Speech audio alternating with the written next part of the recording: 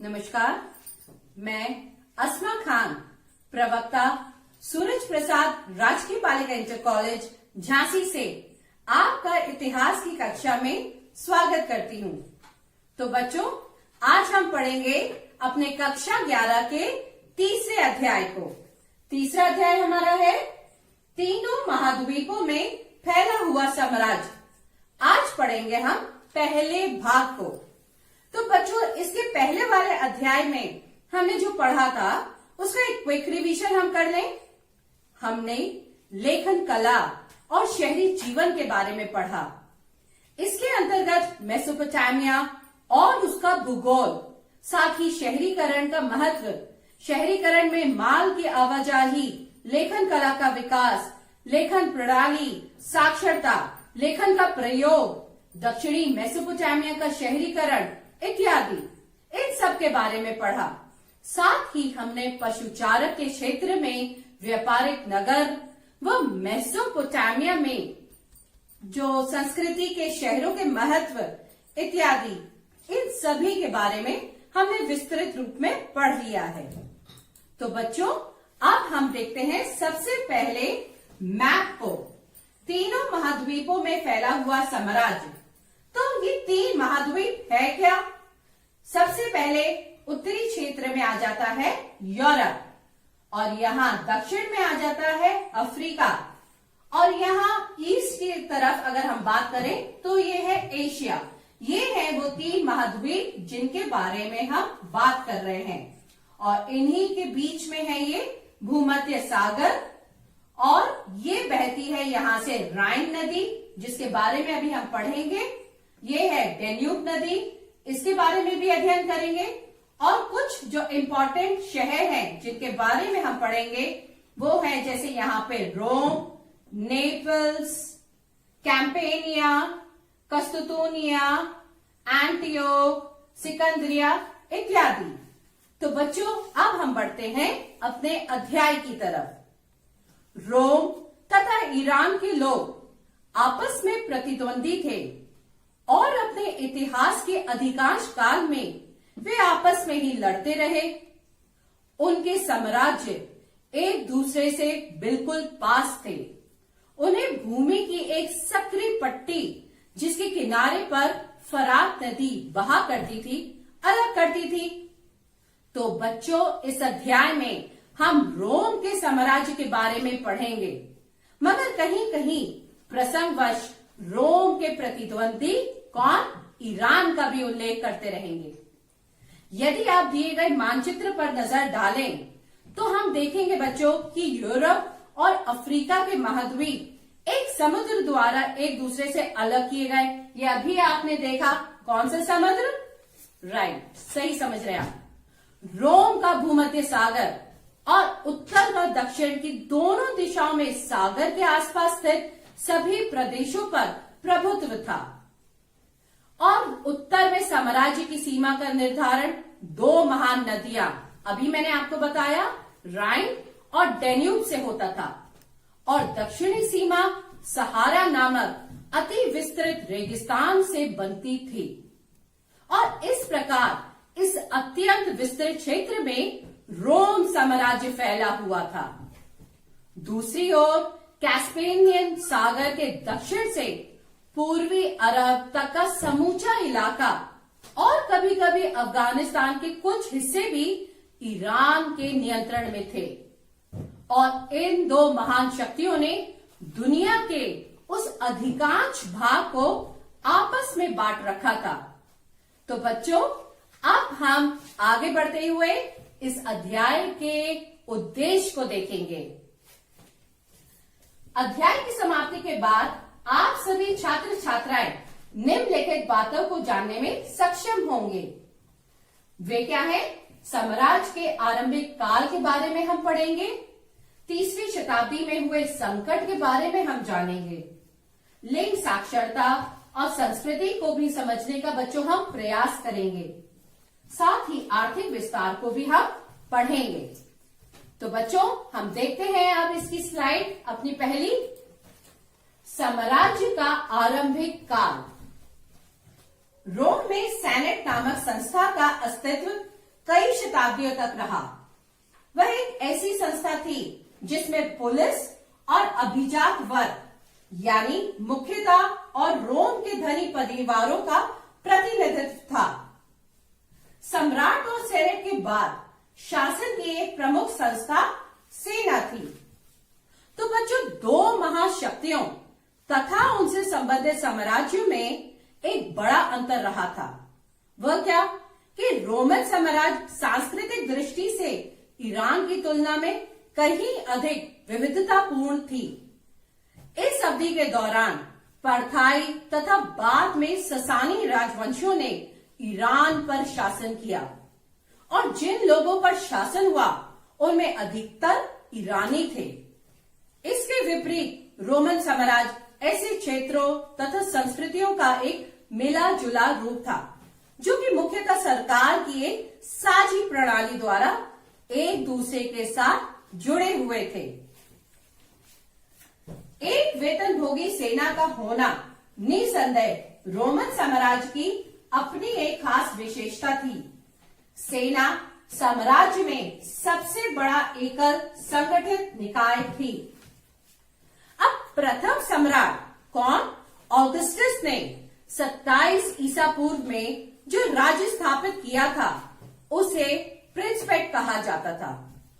यद्यपि ऑगस्टस एक छत्र शासक और सत्ता का वास्तविक स्रोत था, तथापि इस कल्पना को जीवित रखा गया कि वह केवल एक प्रमुख नागरिक अर्थात निरंकुश शासक नहीं था।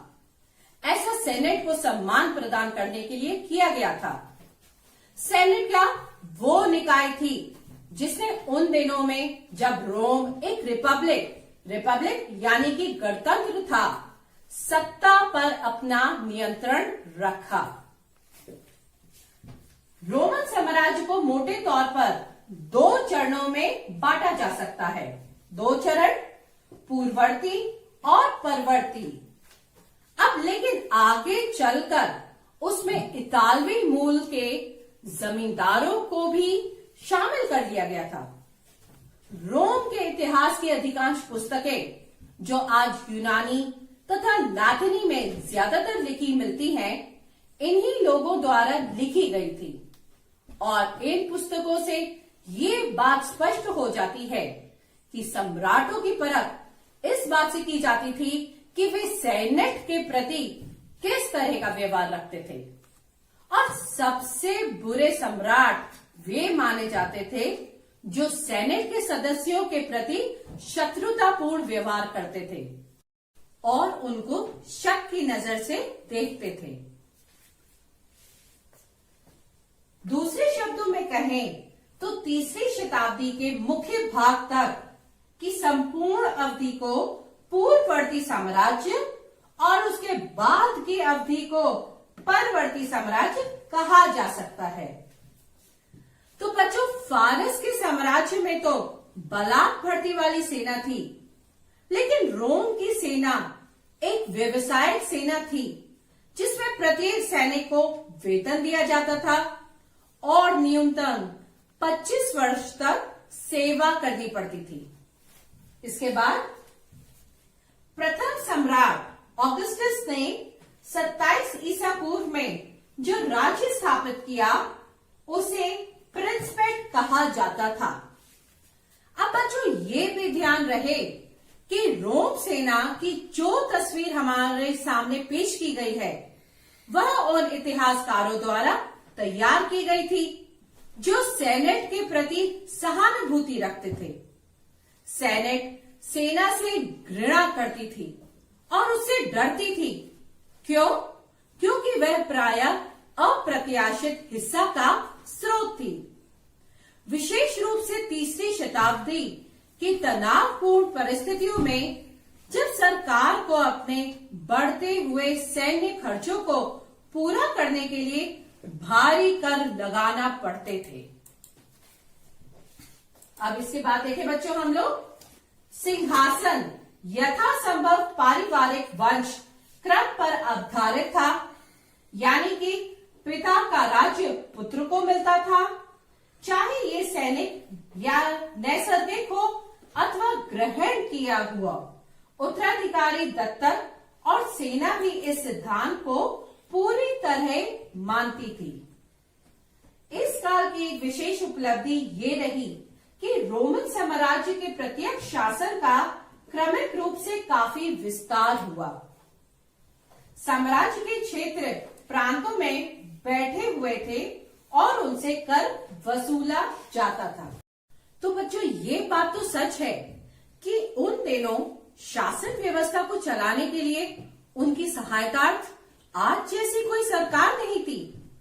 तो बच्चों, फिर प्रश्न ये उठता है कि सम्राटों के लिए इतने लंबे चौड़े और तरह तरह के इलाकों पर नियंत्रण रख पाना कैसे संभव हुआ, जिनकी आबादी दूसरी शताब्दी के मध्य से लगभग 6 करोड़ तक पहुंच गई थी। अब इस प्रश्न का उत्तर साम्राज्य के शहरीकरण में खोजा जा सकता है। अब संपूर्ण साम्राज्य में दूर दूर तक अनेक नगर स्थापित किए जाते थे, जिनके माध्यम से समस्त साम्राज्य पर नियंत्रण रखा जाता था।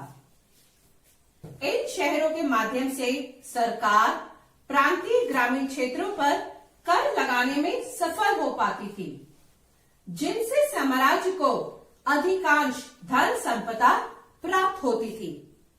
अब इसका अर्थ ये हुआ कि स्थानीय उच्च वर्ग रोमन साम्राज्य को कर वसूली और अपने क्षेत्रों के प्रशासन के कार्य में सक्रिय सहायता देते थे। इटली और अन्य प्रांतों के बीच सत्ता का आकस्मिक अंतरण वास्तव में रोम के राजनीतिक इतिहास का एक अत्यंत पहलू रहा है। इसके साथ दूसरी और तीसरी शताब्दियों के दौरान अधिकतर प्रशासक तथा सैनिक अफसर इन्हीं उच्च प्रांतीय वर्गों में से थे। संक्षेप में पहली शताब्दी के बाद वाले वर्षों में और दूसरी शताब्दी के दौरान तथा तीसरी शताब्दी के प्रारंभिक वर्षों में सेना तथा प्रशासन में अधिक लोग प्रांतों के लिए जाने लगे। अब क्योंकि इन क्षेत्रों के लोगों को भी नागरिकता मिल चुकी थी, जो पहले इटली तक ही सीमित थी, सेनेट पर कम से कम तीसरी शताब्दी तक इतालवी मूल के लोगों का प्रभुत्व बना रहा। लेकिन बाद में बच्चों, प्रांतों से लिए गए सेनेटर बहुसंख्यक हो गए और इन प्रवृत्तियों से ये पता चलता है कि साम्राज्य में राजनीतिक तथा आर्थिक दोनों ही दृष्टियों से इटली का पतन हो चला था और भूमध्य सागर के अपेक्षाकृत अधिक समृद्ध और शहरीकृत भागों जैसे स्पेन के दक्षिणी हिस्सों, अफ्रीका और पूर्वी भागों में नए संभाग वर्गों का उदय हो रहा था।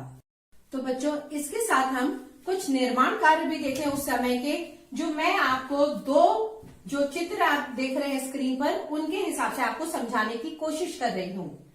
ये जो पहला चित्र आप देख रहे हैं, ये रोमन छावनी विंडोनिसी आधुनिक स्विट्जरलैंड में एक रंगशाला का है, जो कि प्रथम शती का है। इसका प्रयोग सैन्य कवायद और सैनिकों के मनोरंजन के आयोजन हेतु किया जाता था। ये है वो जगह। इसका किस तरीके से निर्माण हुआ। दूसरी पिक्चर भी हम समझ ले बच्चों। ये नाइम्स के पास पांतुगाद, फ्रांस, प्रथम सदी ईस्वी, रोम के इंजीनियरों ने 3 महाद्वीपों के पार पानी ले जाने के लिए विशाल जल सेतुओं या जिसे का निर्माण किया है।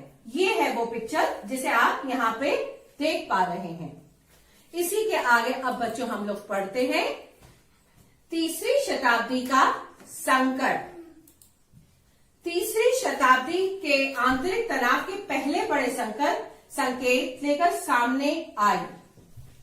ईरान में एक अधिक आक्रामक वंश यानी कि ससानी वंश उभर कर सामने आया और केवल 15 वर्षों के भीतर ये तेजी से फरात की दिशा में फैल गया। तो बच्चों, 3 भाषाओं में खुदे एक प्रसिद्ध शिलालेख में ईरान के शासक शापुर प्रथम ने दावा किया था कि उसने 60,000 रोमन सेना का सफाया कर दिया और रोम साम्राज्य की पूर्वी राजधानी एंटियोक पर कब्जा कर लिया। और इसी बीच कई जर्मन मूल की जनजातियां अथवा राज्य समुदायों, जिनमें से प्रमुख एलमनाई, फ्रैंक और गोथ थे, ने डेन्यूब नदी की सीमाओं की ओर बढ़ना शुरू कर दिया। साथ ही रोम वासियों को डेन्यूब से आगे का क्षेत्र छोड़ने के लिए मजबूर होना पड़ा। तो ये था बच्चों इस स्लाइड। आगे हम देखें लिंग साक्षरता संस्कृति।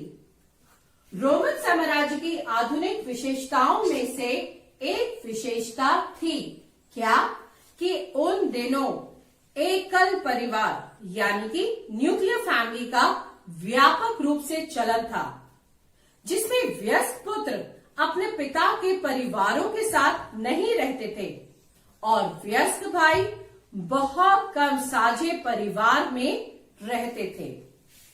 इसी के साथ बच्चों आगे देखें, दूसरी ओर दासों को परिवार में सम्मिलित किया जाता था। विवाह का रूप ऐसा था कि पत्नी अपने पति को अपनी संपत्ति हस्तांतरित नहीं किया करती थी, किंतु अपने पैतृक परिवार में वह अपने पूरे अधिकार बनाए रखती थी। आगे देखें बच्चों हम लोग, महिला का दहेज वैवाहिक अवधि के दौरान उसके पति के पास चला जाता था, किंतु महिला अपने पिता की मुख्य उत्तराधिकारी बनी रहती थी और पिता की मृत्यु पर उसकी संपत्ति की स्वतंत्र मालिक बन जाती थी। अब इस प्रकार रोम की महिलाओं को संपत्ति के स्वामित्व व संचालन में व्यापक कानूनी अधिकार प्राप्त थे। दूसरे शब्दों में कानून के अनुसार पति पत्नी को संयुक्त रूप से एक वित्तीय हस्ती नहीं बल्कि अलग अलग दो वित्तीय हस्तियां माना जाता था और पत्नी को पूर्ण वैधिक स्वतंत्रता प्राप्त थी। तलाक देना अपेक्षाकृत आसान था और इसके लिए पति अथवा पत्नी द्वारा केवल विवाह भंग करने के इरादे की सूचना देना ही काफी था। पुरुषों की आयु विवाह के लिए 28 से 29 वर्ष और 30 से 32 होती थी, जबकि लड़कियों के विवाह की आयु 16 से 18 वर्ष व 22 से 23 वर्ष होती थी। इससे बच्चों असमानता तो कुछ बढ़ावा मिला होगा। विवाह आमतौर पर परिवार द्वारा नियोजित होते थे और इसमें कोई संदेह नहीं कि महिलाओं पर उनके पति अक्सर आगे रहते थे। पिताओं का अपने बच्चों पर अत्यधिक कानून नियंत्रण होता था। इसी के साथ साक्षरता की स्थिति निम्न थी। इसका उदाहरण कैसा? पोपाई नगर का हम देखें। ये निश्चित है कि काम चलाऊ साक्षरता की दरें साम्राज्य के विभिन्न भागों में काफी अलग अलग थी। उदाहरण था पोपाई नगर में जो 79 ईस्वी में ज्वालामुखी फटने से दफन हो गया था। इस बात का ठोस प्रमाण मिलता है कि वहां काम चलाऊ साक्षरता व्यापक रूप में विद्यमान थी। पोपाई की मुख्य गलियों की दीवारों पर अंकित विज्ञापन और समूचे शहर में अभिलेखन पाए गए हैं।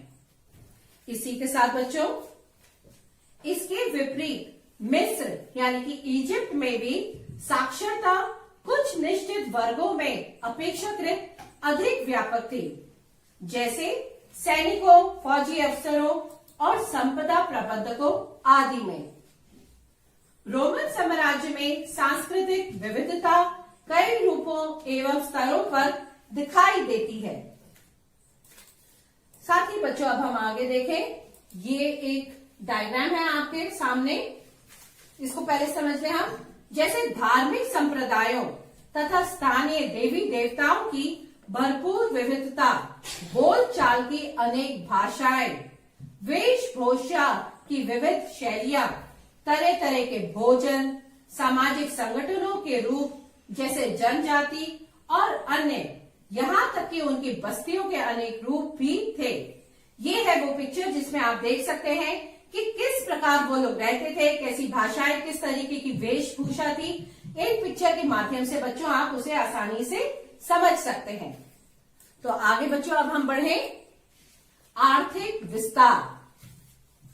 साम्राज्य में बंदरगाह खानों, खदानों, ईंट भट्टों, जैतून के तेल की फैक्ट्रियों की संख्या काफी अधिक थी, जिनसे उनका आर्थिक आधारभूत ढांचा काफी मजबूत था। अब बच्चों पुराविद ये बता सके हैं कि स्पेन के जैतून के तेल के उत्पादक अपने इतालवी प्रतिद्वंदी से तेल का बाजार छीनने में सफल हुए। ऐसा तभी संभव हुआ होगा जब स्पेन के उत्पादकों ने अपेक्षाकृत कम कीमतों पर बेहतर गुणवत्ता वाला तेल बेचा होगा। तो बच्चों दूसरे शब्दों में हम समझे कि भिन्न भिन्न प्रदेशों के जमींदार एवं उत्पादक अलग अलग वस्तुओं को बाजार हथियाने के लिए आपस में प्रतिस्पर्धा करते रहते थे और बाद में उत्तरी अफ्रीका के उत्पादकों ने स्पेन के जैतून के तेल के उत्पादकों जैसा महत्वपूर्ण स्थान प्राप्त कर लिया और तीसरी तथा चौथी शताब्दियों के अधिकांश भाग में इनका उस क्षेत्र में बोलबाला रहा। इसके आगे बच्चों हम लोग देखें गेहूं, अंगूरी शराब तथा जैतून का तेल मुख्य व्यापारिक वस्तुएं थी जिनका अधिक मात्रा में उपयोग होता था। बच्चों हमें ये भी ध्यान रखना चाहिए कि हम ये न मान बैठे कि एक प्राचीन दुनिया थी, इसलिए उस समय के लोगों का सांस्कृतिक तथा आर्थिक जीवन आदिम या पिछड़ा हुआ था, लेकिन स्थिति इसकी कुछ विपरीत थी। भूमध्य सागर के आसपास पानी की शक्ति का तरह तरह से इस्तेमाल किया जाता था। इस काल में जल शक्ति से मिले चलाने की प्रौद्योगिकी में खास प्रगति हुई। अब हम आगे देखें बच्चों, शराब, जैतून का तेल तथा अन्य तरल पदार्थों की ढुलाई ऐसे मटकों या कंटेनरों में होती थी जिन्हें एम्फोरा कहते थे। ये बेटा बच्चों इसकी पिक्चर है आपके सामने, उसको देखिए और समझिए। ये है वो कंटेनर्स। उन दिनों स्पेन में उत्पादित जैतून का तेल मुख्य रूप से ऐसे कंटेनर में लाया जाता था जिन्हें ड्रेसल 20 कहते थे। समझ रहे हैं बच्चों? आगे हम देखें सीरिया और फिलिस्तीन व्यापारी अंगूरी शराब तथा जैतून तेल के मुख्य निर्यातक बन गए, जबकि भूमध्य सागर के बाजारों में अफ्रीका से आने वाले कंटेनरों में इन दिनों में अचानक कमी हो गई। साम्राज्य के अंतर्गत ऐसे बहुत से क्षेत्र आते थे जो अपनी असाधारण उर्वरता के कारण बहुत प्रसिद्ध थे, जैसे इटली में कैंपेनिया, सिसिली और मिस्र में फयूम, गैलिली, बाइजेकियम तथा बाइटिकिया। साथ ही आगे देखें बच्चों, अब हमने अध्याय को अच्छे से समझ लिया है, पढ़ लिया है, तो इसके आगे बच्चों हम संक्षेप में देख लें कि हमने इस अध्याय के इस पहले भाग को क्या क्या पढ़कर सीखा है। अध्याय के इस भाग में हमने साम्राज्य के आरंभिक काल के बारे में पढ़ा, तीसरी शताब्दी के संकट को भी हमने समझ लिया, लिंग और साक्षरता साथ ही संस्कृति को भी हमने समझा, आर्थिक विस्तार को भी हमने विस्तार पूर्वक समझने का बच्चों प्रयास किया है। तो इसी के आगे जैसा कि हमें एग्जाम में अगले साल बैठना है, बोर्ड में कैसे प्रश्न आते हैं उसका एक एग्जाम्पल उदाहरण मैं आपके सामने लेके आई हूं कि आपको कैसा आंसर लिखना होगा। क्वेश्चन देख लीजिए एक बार। अध्याय को ध्यान पूर्वक पढ़कर उसमें से रोमन समाज को आपकी दृष्टि में आधुनिक दर्शाने वाले आधारभूत अभिलक्षण चुनिए। इसका आंसर कैसा होगा?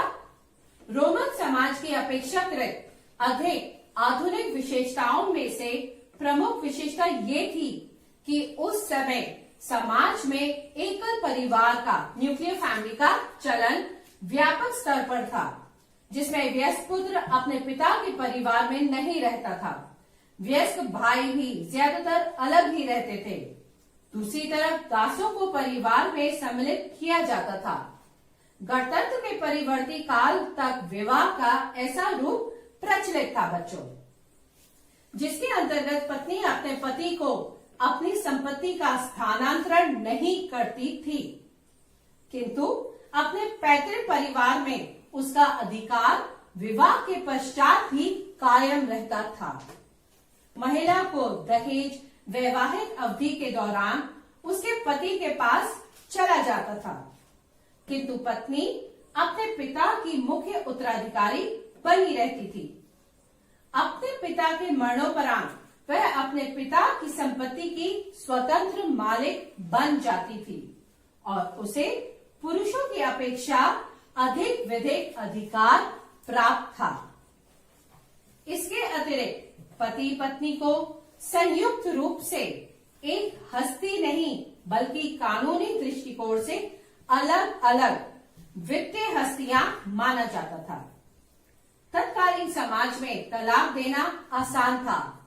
इसके लिए पति पत्नी के मध्य विवाह भंग करने के इरादे की सूचना ही पर्याप्त थी। पुरुषों का विवाह 28 से 29 और 30 से 32 वर्ष की आयु में और लड़कियों का विवाह 16 से 18 और 22 से 23 वर्ष की आयु में होता था। स्त्रियों के ऊपर उनके पतियों का कड़ा नियंत्रण होता था। बच्चों के मामले में पिता को कानूनी अधिकार प्राप्त थे।